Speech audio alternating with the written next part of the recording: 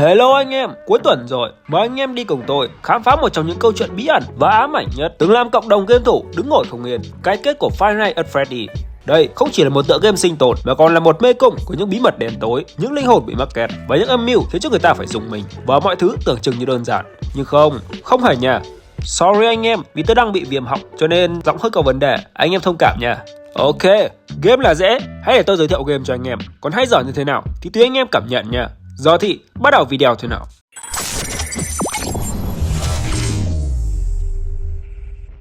Series Five Nights at Freddy luôn nổi tiếng với những sự rối rắm trong câu chuyện và những bí ẩn dường như không thể giải mã. Trải qua gần một thập kỷ, Scott Cawthon, cha đẻ của series, đã khéo léo xây dựng một vũ trụ nơi từng chi tiết nhỏ, từ hình ảnh, câu thoại đến các vật phẩm ấn ở trong game đều mang ý nghĩa. Tuy nhiên, khi chúng ta tiến gần hơn đến cái kết, câu hỏi vẫn còn đó. Liệu bí ẩn cuối cùng của Five Nights at Freddy, tên thật của Crying Child, đã được giải đáp? Hay đây chỉ là một bước khởi đầu trong cuộc hành trình đầy cạm bẫy này? Hãy cùng sub game phân tích kỹ càng những chi tiết, lý thuyết và bằng chứng từ cộng đồng để tìm hiểu liệu lời giải gần đây có thực sự mang lại một kết quả thỏa đáng cho câu chuyện kéo dài này, hay lại là một khởi đầu cho một chuỗi ác mộng kinh hoàng mới. Bắt đầu từ năm 2014, Five Nights at Freddy nhanh chóng trở thành một hiện tượng văn hóa nhờ sự kết hợp độc đáo giữa đồ chơi kinh dị sinh tồn và câu chuyện đầy tính ẩn dụ. Bước vào Freddy Fazbear Pizza, đây là một nơi từng được biết đến như thiên đường của trẻ nhỏ, nơi mà những giấc mơ của chúng được chắp cánh qua những buổi biểu diễn nhạc sống từ các robot animatronic. Tuy nhiên, phía sau bức màn hào nhoáng ấy lại là một câu chuyện kinh hoàng về bi kịch, tội ác và những linh hồn bị mắc kẹt. Tất cả bắt đầu từ William Afton và Henry Emily, hai nhà sáng lập của Freddy Fazbear Pizza. Trong khi Henry tập trung vào công việc sáng tạo, Afton lại che giấu một bản chất tàn ác. Chính hắn đã thực hiện các vụ giết người tàn bạo nhằm thỏa mãn sự méo mó trong tâm trí của mình. 5 đứa trẻ đã bị sát hại và xác của chúng bị giấu trong những con animatronic, biến chúng trở thành những cỗ máy ma ám luôn tìm cách báo thù. Gia đình của William Afton cũng không thoát khỏi bi kịch. Con gái của ông, Elizabeth, đã bị Circus Baby, một animatronic do chính ông sáng tạo ra, đã giết chết khi cô bé quá tò mò tiến gần con robot này. Linh hồn của Elizabeth sau đó đã bị mắc kẹt bên trong Circus Baby mãi mãi. Con trai út của Afton, thường được gọi là Crying Child, là nhân vật gợi nhiều lòng thương cảm nhất trong câu chuyện. Crying Child là một cậu bé nhút nhát, luôn bị anh trai của mình, Michael, trêu chọc. Michael thường dùng chính những animatronic để dọa em trai, khiến cho cậu ngày càng ám ảnh và sợ hãi mọi thứ xung quanh. Những bi kịch thật sự chỉ xảy ra trong sự kiện The Bite of 83, khi Crying Child bị ép đầu vào miệng của Fredbear, một animatronic lớn, trong một trò đùa tai hại của Michael và bạn bè. Con robot vô tình kích hoạt lực cắn mạnh mẽ, gây ra cái chết thương tâm của cậu bé. Cái chết của Crying Child không chỉ để lại nỗi đau đớn trong lòng gia đình mà còn trở thành nguồn gốc của những ám ảnh kéo dài trong suốt câu chuyện. Linh hồn của cậu bé dường như không bao giờ siêu thoát, mãi mắc kẹt trong một thế giới của bóng tối và ký ức rời rạc. Một số giả thuyết cho rằng Crying Child chính là người chơi ở trong Five Nights at Freddy 4, bị kẹt ở trong cơn ác mộng vô tận, nơi các animatronic là hiện thân của nỗi sợ hãi và sự ám ảnh từ quá khứ.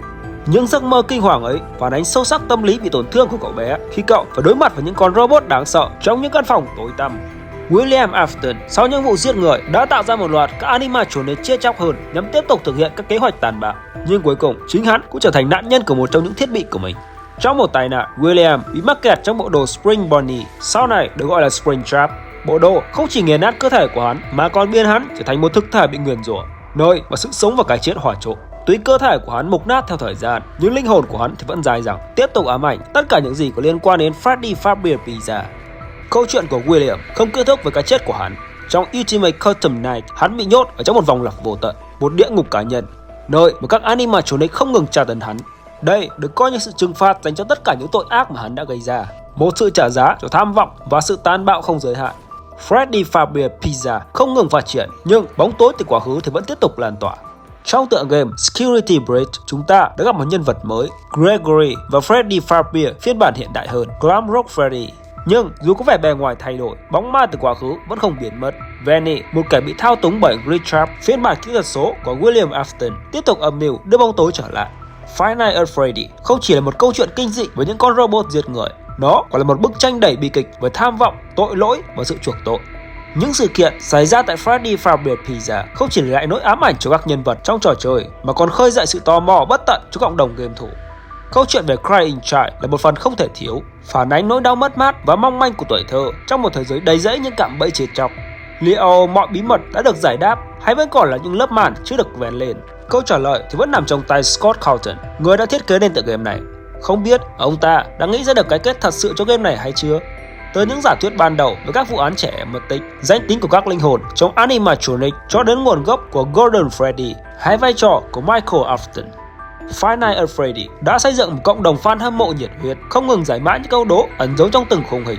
Tuy nhiên, một câu hỏi dường như chưa bao giờ có lời giải hoàn chỉnh. Tên thật của Crying Child, nhân vật trung tâm của câu chuyện. Cái chết của Crying Child là điểm mấu chốt trong câu chuyện của Five Nights at Freddy, phản ánh bi kịch của gia đình và nỗi ám ảnh kéo dài suốt loạt game. Bị nghiền nát bởi hàn của Golden Freddy trong một sự cố bi thảm, linh hồn của cậu bé được cho là đã bị mắc kẹt trong trạng thái mơ hồ giữa sự sống và cái chết. Được biết là Crying Child xuất hiện lần đầu trong Five Nights at Freddy 4 với tư cách là nhân vật chính bị anh trai mình trêu chọc, dẫn đến cái chết thảm khốc trong sự kiện The Bite of 83. Từ đó, nhân vật này trở thành biểu tượng của sự đau thương và mất mát ở trong câu chuyện. Tuy nhiên, dù đã đóng vai trò quan trọng, tên thật của cậu chưa bao giờ được tiết lộ.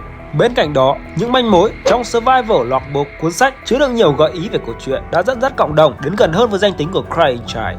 Thông qua các câu hỏi và mật mã ẩn trong sách, người chơi đã giải mã được cái tên Cassidy cho một linh hồn khác. Nhưng đối với Crying Child, câu đố Foxy Grid, một bảng chữ cái chứ các ký tự cần giải mã vẫn là một bài toán chưa có lời giải. Gần đây, một lý thuyết từ một YouTuber tên Hyperdroid đã khiến cho cộng đồng dậy sóng. Theo đó, anh tuyên bố rằng mình đã giải được câu đố kéo dài gần một thập kỷ này. Nghe ảo ma thế nhở? Có khi nào đạo diễn chưa ra đáp án và chúng ta tự tìm ra rồi không? Thế nhưng, phương pháp của Hyperdroid tập trung vào việc phân tích 3 câu hỏi và câu trả lời ở trong Survival Logbook kết hợp với Foxy Grid để xác định cái tên Dave. Hyperdroid đã sử dụng các câu hỏi trong sách để lấy ra các chữ cái E, V và A từ các đáp án. Sau đó, anh ta liên kết hình với Nightmare với cụm từ Armscare để tìm ra chữ cái D. Sau khi ghép lại, các chữ cái này tạo thành các từ E, V, A, D. Hyperdroid đã nhận ra rằng Avert khi đảo ngược lại sẽ thành Dave.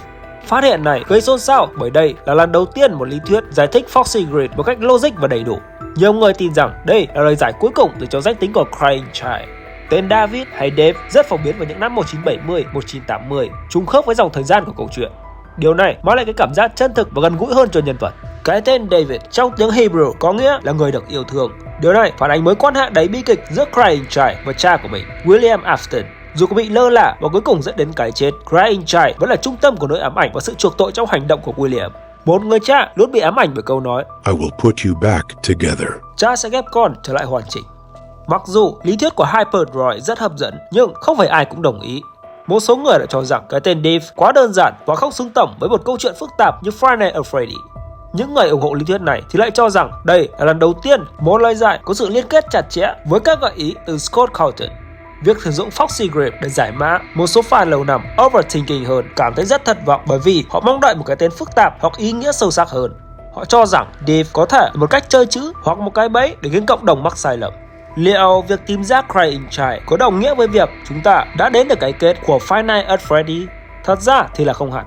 Vì có vô vàn những câu hỏi chưa được giải đáp như là danh tính thực sự của Golden Freddy có liên quan đến Cassidy và Crying Child. Vai trò thực sự của Gregory trong Security Breach là gì? Liệu cậu có liên quan đến Crying Child? William Afton liệu có thực sự bị tiêu diệt ở trong Burn Trap Ending? Hãy để ý kỹ một phát về Scott Cawthon và cách kể chuyện đặc trưng của ông thì chúng ta đã biết Scott nổi tiếng với việc để lại những đầu mối mỏ khiến cho người chơi luôn cảm thấy có điều gì đó chưa được tiết lộ. Ngay cả khi Crying Child được xác nhận là Dave, vẫn còn rất nhiều chi tiết nhỏ dẫn đến những khám phá mới. Giả thuyết của Hyperdroid chắc chắn là một bước tiến lớn trong việc giải mã câu chuyện của Five Nights at Freddy. Tuy nhiên, với phong cách kể chuyện đặc trưng của Scott Cawthon, có lẽ đây không phải là một cái kết thực sự mà chỉ là một phần trong bức tranh lớn hơn. Dù sao đi nữa, Five Nights at Freddy vẫn giữ được sự hút mạnh mẽ nhờ sự phức tạp và chiều sâu trong câu chuyện. Crying Child có thể tên là Dave, nhưng điều đó không làm giảm đi sự hấp dẫn của loạt game. Một vũ trụ luôn khiến cho người chơi đặt câu hỏi và tìm kiếm câu trả lời. Vì vậy, câu hỏi đặt ra không phải là liệu cái kết đã đơn giản như vậy chưa, mà là chúng ta đã sẵn sàng để bước chân vào các bí ẩn tiếp theo hay chưa? Ultimate Custom này có thực sự đã nhốt được William và tham vọng của hắn hay không? Hay cái kết của Five Nights at Freddy là một khởi đầu cho một câu chuyện khác? Biết đâu sau này chúng ta sẽ có tựa game nguồn cơn tội lỗi, nguyên nhân đã biến William trở thành kẻ sát nhân. Ok, video hôm nay đến đây thôi. Anh em sẽ còn tới rất nhiều giả thuyết khác về Five Nights at Freddy. Và dù thế nào thì cái kết mở của game cũng đều sẽ gọi lên những giả thuyết mới lạ và độc đáo khác. Anh em đừng quên ủng hộ Sub Game bằng cách like video, đăng ký kênh, ấn subscribe để theo dõi nhiều video hơn nữa của Sub Game nha.